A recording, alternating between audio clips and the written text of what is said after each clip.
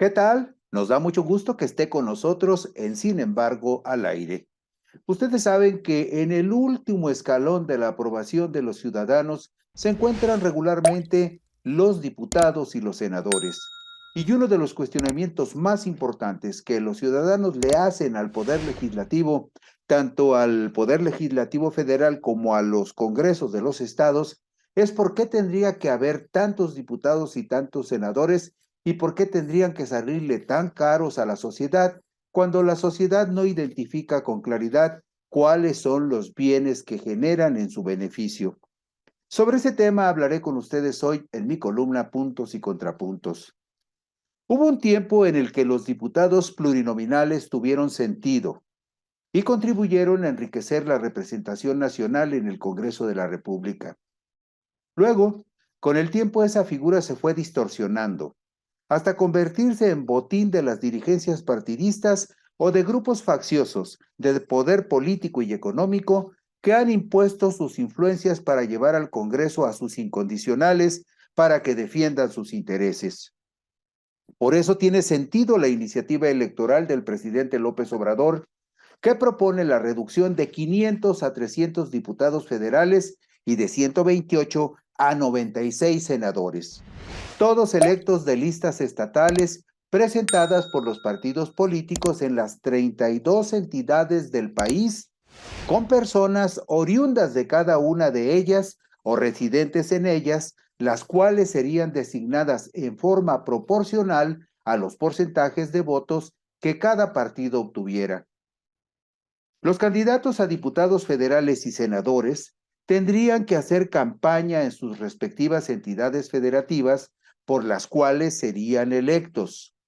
La diferencia es que actualmente los 200 diputados plurinominales federales son electos en 5 regiones llamadas circunscripciones electorales,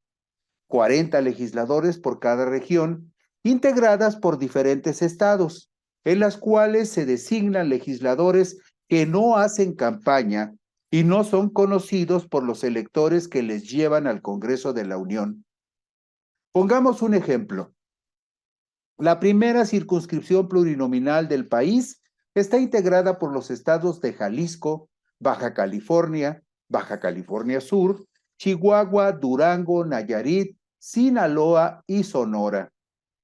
En muchos casos, la gente de estados como Nayarit, Jalisco y Durango llevan con su voto a la Cámara de Diputados a políticos de otras entidades como Baja California o Sinaloa, a los que ni siquiera conocen, pero que son favorecidos por la dirigencia nacional de algún partido o por las influencias de algún grupo faccioso de poder económico o político. Con la iniciativa de reforma electoral propuesta, todos los candidatos a diputados, que serían solamente 300 en todo el país, tendrían que hacer campaña en los estados por los cuales fueran postulados. Actualmente son electos 32 senadores de representación proporcional de las listas nacionales que presentan los partidos políticos, y las posiciones se reparten en correspondencia con los porcentajes de votos que esas organizaciones políticas logran en todo el país.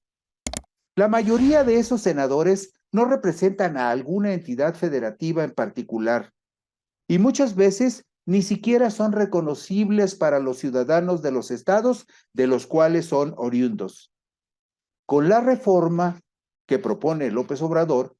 se obligaría a que los candidatos al Senado que fueran postulados por cada partido hicieran campaña en sus correspondientes entidades federativas y que los 3 que resultaran electos fueran conocidos por sus electores. Al ser los senadores representantes de las entidades federativas en el Pacto de la Unión, se cumpliría y respetaría la paridad de representación igualitaria de 3 senadores por estado, respetando el espíritu de igualdad jurídica de todas las entidades que integran los Estados Unidos mexicanos. Con este método de elección, solo estarían representados en el Congreso de la Unión los partidos que verdaderamente tuvieran el respaldo de la sociedad. Y si la gente decide que solo lleguen al Congreso representantes de 2, 3 o 4 partidos políticos, habría que respetar la voluntad del pueblo. Varios partidos políticos que han vivido en forma parasitaria de los recursos públicos tendrían que desaparecer o fusionarse con otros para poder sobrevivir. Habría que recordar que con el propósito de abrir espacios a la oposición en el Congreso de la Unión y darles cauces institucionales a algunas expresiones de los gremios de maestros independientes, de electricistas, ferrocarrileros, médicos, campesinos y obreros, muchos de ellos radicalizados y encausados en la histórica izquierda del Partido Comunista Mexicano. El martes 6 de diciembre de 1977, durante el gobierno del priista José López Portillo y Pacheco, se publicó en el Diario Oficial de la Federación la reforma constitucional que establecía que la Cámara de Diputados se integraría con 300 diputados de mayoría y 100 de representación proporcional. La llegada de la oposición al Congreso de la Unión enriqueció la representación popular con voces de políticos que representaban, en forma legítima, expresiones genuinas de sectores importantes de la sociedad.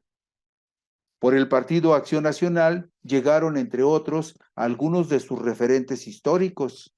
como Luis Calderón Vega, el padre del expresidente Felipe de Jesús Calderón Hinojosa,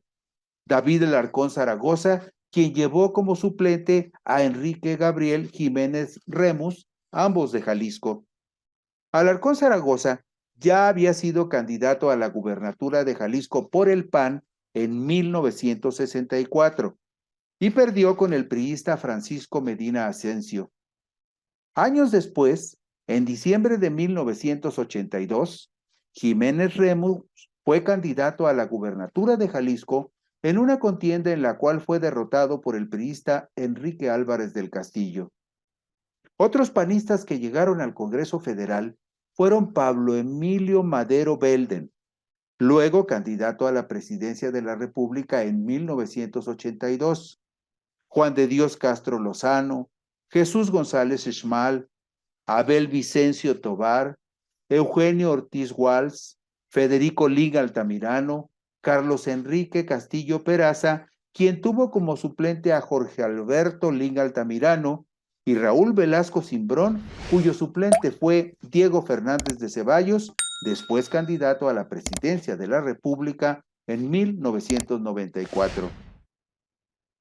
La bancada del Partido Comunista Mexicano tuvo personajes notables como diputados plurinominales, por ejemplo, Alejandro Gascón Mercado, Roberto Jaramillo Flores, Ramón Danzós Palomino y Otón Salazar Ramírez. Además, también llegaron al Congreso Federal por el Partido Comunista figuras históricas como Valentín Campa Salazar, Arnoldo Martínez Verdugo, Gilberto Rincón Gallardo, Manuel Estepens García, Evaristo Pérez Arriola y Pablo Gómez Álvarez. La representación de diputados plurinominales se amplió el lunes 15 de diciembre de 1986 durante el gobierno de Miguel de la Madrid Hurtado,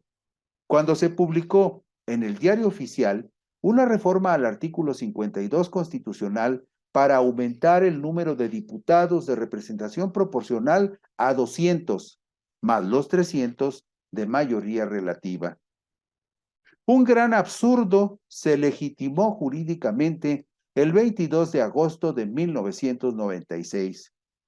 cuando se reformó el artículo 56 constitucional para establecer que la Cámara de Senadores estaría integrada por 128 legisladores,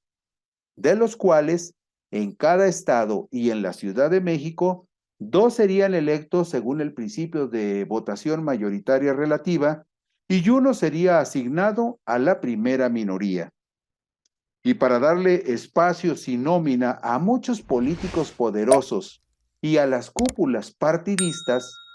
se decidió que las 32 senadurías restantes serían electas según el principio de representación proporcional mediante el sistema de listas votadas en una sola circunscripción plurinominal nacional.